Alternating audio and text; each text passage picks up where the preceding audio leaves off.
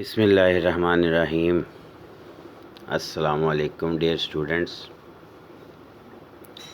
उम्मीद है आपने पिछले जो लेक्चर्स हैं हमारे फर्स्ट ईयर के जो पहले चैप्टर में हमने पहले पढ़ा था इंट्रोडक्शन ऑफ बायोलॉजी, फिर उसके बाद ब्रांचेस ऑफ बायोलॉजी कुछ प्रीवियस थी वो भी डिस्कस की थी, और फिर जो आपके सिलेबस का हिस्सा है वो भी हमने डिस्कस की थी। तो उम्मीद है मुझे कि आपने उनको अच्छे तरीके से पढ़ लिया होगा, समझ लिया होगा, और मुझे काफ़ी बच्चों के क्वेश्चंस भी आए, तो मुझे अच्छा लगा कि आप लोग इंटरेस्ट ले रहे हैं। नेक्स्ट हमने इसी चैप्टर में से जो नेक्स्ट टॉपिक हमने पढ़ना है वो है levels of biological organisation. Levels means दर्जात को हम कहते हैं। जब जानदारों को हम स्टडी करते हैं तो हम मुख्तलिफ लेवल्स पे स्टडी करते हैं। आपको याद होगा कि हमने बायोलॉजी की एक ब्रांच पढ़ी थी पिछले लेक्चर में, मॉलिक्यूलर बायोलॉजी। वहाँ पे हमने बात की थी कि जानदारों और उनके स्ट्रक्चर्स का मुतालिया मॉलिक्यूलर लेवल पे, कि हम जानदारों को स्टडी करें और कितनी गहराई में स्टडी करें, कि ये भी स्टडी करें कि उनके अंदर कौन कौन से मॉलिक्यूल्स पाए जाते हैं। तो वो एक लेवल था मॉलिक्यूलर लेवल। इसका मतलब है जब हम जानदारों को मॉलिक्यूलर लेवल पे स्टडी करेंगे तो हम मॉलिक्यूल्स तो एटम से मिलके बनते हैं। इसका मतलब ये है कि हम मॉलिक्यूल से भी निचले लेवल पे जा सकते हैं, एटॉमिक लेवल पे। फिर अगर हम बात करें, हमने पढ़ा था अभी जानदारों और बेजान में जो फ़र्क है कि जानदार सेल पे मुश्तमिल है। इसका मतलब अगर हम जानदार के सेल को स्टडी करेंगे तो वो हमारा एक सेल लेवल होगा। अगर हम जानदार के टिश्यू स्टडी करेंगे वो हमारा टिश्यू का लेवल होगा, सेल से भी ऊपर। सेल्स मिलकर टिश्यू बनाते हैं।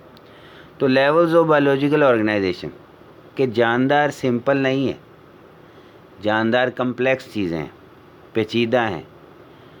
एटम्स मॉलिक्यूल से मिलकर, सेल से मिलकर बने हुए हैं। इतने सिंपल नहीं है जितनी बेजान चीज़ें। जानदार कम्प्लेक्स चीज़ें हैं। इसी कम्प्लेक्सिटी की वजह से तो हमने पढ़ा था जानदार और बेजान में क्या फ़र्क है लाइफ का। और लाइफ में आपने पढ़ा था क्या क्या खसूसियात हैं जो जानदार को बेजान से डिफरेंट करती हैं। तो इतनी खसूसियात हैं कि जानदार जो हैं वो सेल पे मुश्तमिल हैं। जानदार जो हैं वो बेसिकली उनमें रिप्रोडक्शन होती है, जानदार में ग्रोथ होती है, जानदार में बहुत से केमिकल रिएक्शंस होते हैं, जानदार अपने आप को मेंटेन करते हैं। तो ये सब खसूसियात कैसे आ गई?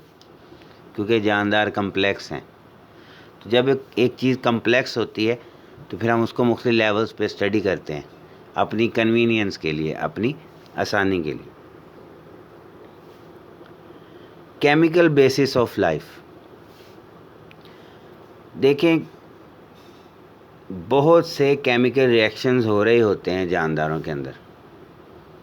जब बहुत से केमिकल रिएक्शंस जानदारों के अंदर हो रहे होते हैं तो फिर हम ये कह सकते हैं कि उन केमिकल रिएक्शंस में कौन हिस्सा लेता है? Chemical compounds, molecules.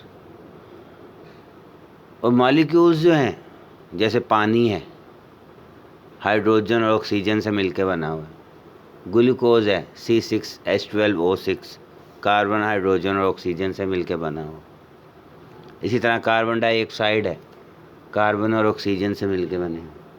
इसी तरह अगर हम बात करें कोई और केमिकल कंपाउंड, नाइट्रोजन उसमें होगी, किसी केमिकल कंपाउंड में मैग्नीशियम होगा, किसी केमिकल कंपाउंड में आयरन होगा, हीमोग्लोबिन है जैसे। तो बहुत से केमिकल रिएक्शन जानदारों के अंदर हो रहे हैं और उन केमिकल रिएक्शंस में केमिकल कंपाउंड हिस्सा लेते हैं। So it means there are several chemical elements which are involve in the structure and function of living organism. कि जानदारों की साख्त के में भी और जानदारों के जितने भी फंक्शंस हैं उनमें कोई ना कोई केमिकल रिएक्शन इन्वॉल्व होता है, कोई ना कोई पीछे प्रोसेस इन्वॉल्व होता है जो केमिकल होगा। जैसे हमारा मसल सिकुड़ते फैलते हैं तो उसमें भी बहुत से केमिकल प्रोसेसेस इन्वॉल्व हैं। पौधे फोटोसिंथेसिस करते हैं, उसमें भी केमिकल प्रोसेस इन्वॉल्व है, केमिकल रिएक्शंस हो रहे होते हैं। हम खुराक खाते हैं, उससे हमें एनर्जी मिलती है, तो केमिकल रिएक्शंस ही हो रहे होते हैं जिसकी वजह से वो डाइजेस्ट होती है, जिसकी वजह से हमें उससे एनर्जी हासिल होती है। तो इसका मतलब केमिकल रिएक्शंस ही हैं जो जानदारों को बेजान से डिफरेंट कर रहे हैं। उन केमिकल रिएक्शंस में बहुत से केमिकल एलिमेंट्स इन्वॉल्व हैं। पर अगर हम ओवरऑल बात करें नेचर की, तो ओवरऑल तो तकरीबन 92 प्लस केमिकल एलिमेंट्स हैं इस दुनिया में। पर उन 92 में से 16 एलिमेंट्स ऐसे हैं जो ज़्यादातर जानदारों में पाए जाते हैं। 16 एलिमेंट्स जो हैं जो जानदारों में पाए जाते हैं, इसीलिए इन एलिमेंट्स को हम बायो एलिमेंट्स भी कह सकते हैं। बायो एलिमेंट्स बेजान चीज़ों में भी वो होंगे। अब जैसे कार्बन है, एक बायो एलिमेंट है, पर इसका मतलब ये नहीं है कि वो बेजान चीज़ में नहीं। हम ये हरगिज़ नहीं कह रहे कि ये जो 16 एलिमेंट्स हैं ये सिर्फ जानदारों में पाए जाते हैं, ये बेजान चीज़ों में भी पाए जाते हैं। हम ये कहना चाह रहे हैं कि ओवरऑल 92 एलिमेंट्स हैं, इससे भी ज़्यादा होंगे डिस्कवर हुए, लेकिन उन 92 में से 16 एलिमेंट्स ऐसे हैं जो तमाम जानदारों में पाए जाते हैं। अब वो 16 एलिमेंट्स कौन कौन से हैं? अब ये आपके सामने एक ग्राफ बना हुआ है। कुछ एलिमेंट्स तो ऐसे हैं जो ग्राफ में दिखाए गए हैं, जैसे ये देखें, oxygen, carbon, hydrogen, nitrogen, calcium, phosphorus. ये एलिमेंट्स ऐसे हैं जो ज़्यादातर मिक़दार में पाए जाते हैं। अगर हम सिर्फ ह्यूमन बॉडी की बात करें, इंसानी जिस्म की, तो हमारे जिस्म में ये जो 6 एलिमेंट्स हैं, इसमें जो सबसे ज़्यादा है वो है ऑक्सीजन 65, फिर है कार्बन 18%, फिर है हाइड्रोजन 10%, फिर है नाइट्रोजन 3%, फिर है कैल्शियम 2%, फिर है फास्फोरस 1%। तो ये सारे मिलकर टोटल हमारी बॉडी का 99% हिस्सा बन जाता है। यानी हमारी बॉडी में 99% ये 6 एलिमेंट्स हैं। इसके अलावा जो बाकी 1% बचता है वो दूसरे एलिमेंट्स हैं। ये चार्ट के नीचे उन्होंने दिखाए हैं, ये आप देख सकते हैं। अबाउट 1% ये potassium 0.35, sulphur 0.25, chlorine 0.15, sodium 0.15, magnesium 0.05, iron 0.004, copper, और कुछ एलिमेंट्स के ब्रैकेट में लिखा हुआ ट्रेस। ट्रेस कहने से मुराद ये है कि ये बहुत ही कम मिक़दार में पाए जाते हैं कि हम उनको एग्जैक्ट परसेंटेज तो नहीं बता सकते, लेकिन हम उनको इग्नोर भी नहीं कर सकते। तो ओवरऑल ये एलिमेंट्स हैं। अब ये एलिमेंट्स, अब सवाल ये भी ज़हन में आता है कि 92 से भी ज़्यादा एलिमेंट्स हैं, तो यही 16 क्यों जानदारों में पाए जाते हैं, कोई और क्यों नहीं पाया जाता? उसका आंसर हम इस तरह से दे सकते हैं कि ये 16 जो केमिकल एलिमेंट्स हैं, इनकी कुछ स्पेशल प्रॉपर्टीज़ हैं कि इनके अंदर ऐसी खसूसियात हैं कि they are appropriate for life, कि यही मुनासिब है इनके अंदर। जैसे कार्बन है, कार्बन की आगे हम पढ़ेंगे सेकंड चैप्टर, जब उसमें इम्पोर्टेंस बताएंगे कि कार्बन कितना ज़्यादा इम्पोर्टेंट एलिमेंट है। ऑक्सीजन है, देखें पानी में पाया जाता है। हमारे जिस्म के अंदर 70 to 80 to 90% तक भी पानी है मुख्तलिफ हिस्सों में, तो ऑक्सीजन कितना ज़्यादा हमारी बॉडी में है, हाइड्रोजन कितनी ज़्यादा हमारी बॉडी में। तो बेसिकली इन एलिमेंट्स की कुछ इम्पोर्टेंस है, तो अल्लाह ताला ने जानदारों को इन एलिमेंट्स से बनाया। तो they are appropriate for life, they have special properties which make them appropriate. इनके अंदर कुछ स्पेशल खसूसियात हैं जो इनको अप्रोप्रिएट बना दिया ज़िंदगी के लिए। So biological organisation is not simple. जानदारों को जब हम मुख्तलिफ लेवल्स पे स्टडी करते हैं, आपको पहले ही बताया मैंने स्टार्ट में ही कि जानदार कम्प्लेक्स हैं। Living organisms are complex entities, पेचीदा अजसाम है, बहुत ही कम्प्लेक्स हैं। ये इतने सिंपल नहीं है जितने सिंपल हम कोई जानदार नज़र आ। अगर हम अपनी मिसाल ले लें इंसान की, अगर हम देखें कि हम खरबों सेल से मिलके बने हुए, हमारी बॉडी में मुख्तलिफ ऑर्गन्स काम कर रहे हैं। सिर्फ एक अब सिस्टम पकड़ लें, चलें, हमारा निज़ाम डाइजेस्टिव सिस्टम। अब डाइजेस्टिव सिस्टम जो हमारे मुंह से शुरू होता है, माउथ से एनस तक जाता है। अब उस डाइजेस्टिव सिस्टम में माउथ है, माउथ के अंदर टीथ हैं, टीथ के साथ टंग है, फिर हमारी बॉडी में माउथ के अंदर टेट्स बढ़ रहे हैं जिनसे हमें जायके का पता चलता है। फिर खुराक की नाली है, फिर आगे हमारा स्टमक है, फिर आगे हमारा स्मॉल इंटेस्टाइन, लार्ज इंटेस्टाइन, फिर बॉडी से वेस्ट खारिज करने के लिए एनएस वगैरह। अगर हम इनमें से अकेला एक स्टमक को पकड़ लेते हैं, अब स्टमक को जब हम स्टडी करेंगे पता चलेगा इसकी तो दीवारें हैं, इसकी लेयर्स हैं। जब हम उन लेयर्स को स्टडी करेंगे हमें पता चलेगा किसी लेयर में मसल्स हैं, किसी लेयर में ग्लैंड्स हैं। जब हम मसल्स को स्टडी करेंगे हमें पता चलेगा उसके अंदर सेल्स हैं, मसल सेल्स हैं। जब हम सेल्स को स्टडी करेंगे हमें पता चलेगा उनके अंदर ऑर्गेनेलिज हैं। जब हम ऑर्गेनेलिज को स्टडी करेंगे तब हमें पता चलेगा कि उनके अंदर तो मुख्तलिफ केमिकल रिएक्शंस हो रहे हैं। जब हम केमिकल रिएक्शंस को स्टडी करेंगे पता चलेगा उनमें तो बहुत से मॉलिक्यूल्स हैं। जब हम मॉलिक्यूल्स को स्टडी करेंगे तो हमें पता चलेगा तो वो एटम से मिलकर बने। तो इसका मतलब ये हुआ कि हम एक इंसान मुकम्मल एक ऑर्गेनिज़म, उसके अंदर मुख्तलिफ ऑर्गन्स, उन ऑर्गन्स के अंदर मुख्तलिफ टिश्यूज़, उन टिश्यूज़ के अंदर मुख्तलिफ सेल्स, उन सेल्स के अंदर मुख्तलिफ ऑर्गेनेलिज़, उन ऑर्गेनेलिज़ में मुख्तलिफ मॉलिक्यूल्स, उन मॉलिक्यूल्स में मुख्तलिफ एटम्स। कितने लेवल्स हो गए? एटम, फिर मॉलिक्यूल, फिर ऑर्गेनेली, फिर cell. It's up to us, ये हम पे डिपेंड करता है कि हम किस लेवल पे उस जानदार को स्टडी करना चाह रहे हैं। इतनी कम्प्लेक्सिटी है जानदारों में। इससे हमें अल्लाह ताला की कुदरत का अंदाज़ा होता है कि उसने कितनी नफासत से, कितनी कुदरत के साथ हर जानदार को बनाया, और हर जानदार दूसरे से मुख्तलिफ। तो living organisms are complex entities. They carry out a number of processes that make them different from non-living world. कि उनमें बहुत से प्रोसेस हो रहे हैं जो उनको नॉन लिविंग वर्ल्ड से डिफरेंट करते हैं।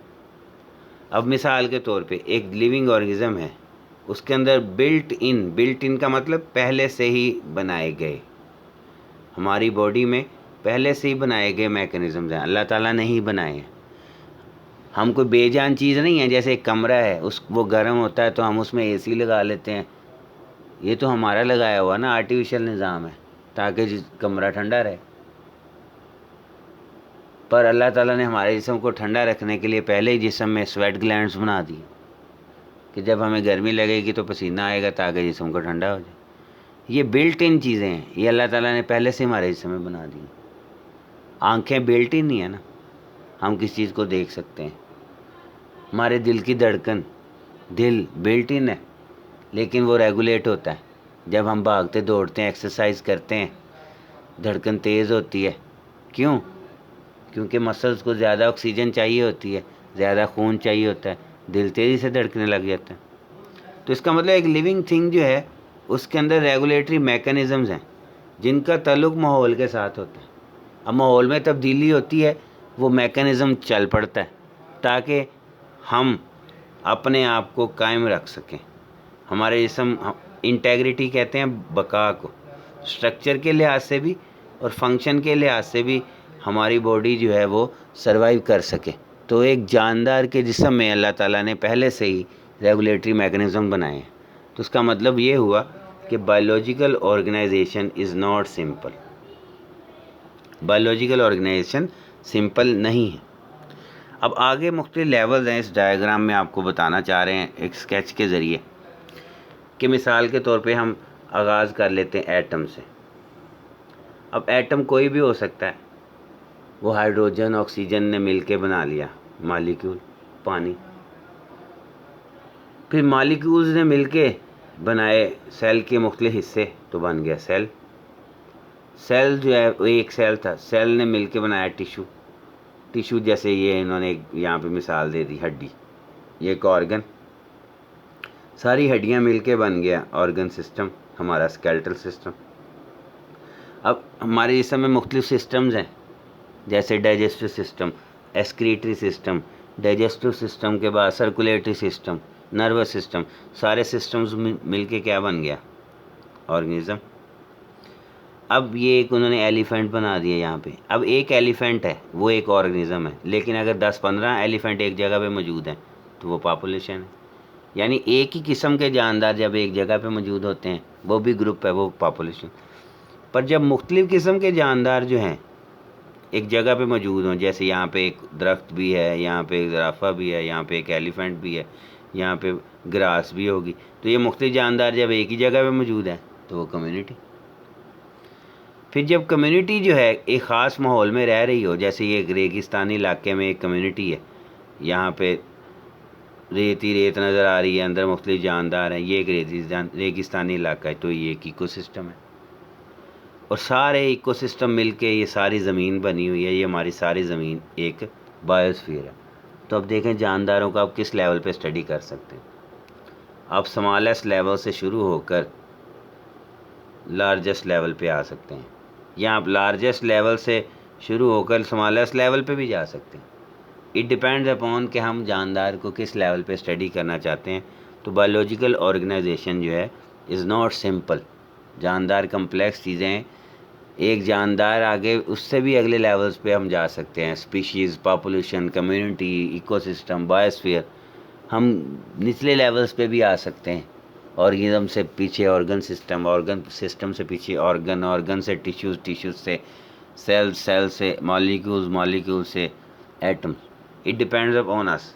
हम स्मॉलेस्ट लेवल से लार्जेस्ट लेवल पे भी जा सकते हैं, लार्जेस्ट लेवल से स्मॉलेस्ट लेवल पे भी आ सकते हैं। नेक्स्ट लेक्चर में हम हर लेवल को इंडिविजुअली स्टडी करेंगे, किस लेवल में क्या होता है, और गहराई में इस चीज़ को स्टडी करेंगे। तो आज का लेक्चर बस इतना ही था कि लेवल्स ऑफ बायोलॉजिकल ऑर्गेनाइजेशन का आपको इंट्रोडक्शन करवाया जाए, किसी किस्म की कोई कन्फ्यूजन हो। सिंपल सा था, आसान था। फिर भी कोई आपको क्वेश्चन हो तो आप पूछ सकते हैं, कमेंट्स में पूछ सकते हैं, या जो है वो आप मुझे इनबॉक्स में मैसेज कर सकते हैं। शुक्रिया। अल्लाह हाफ़िज़।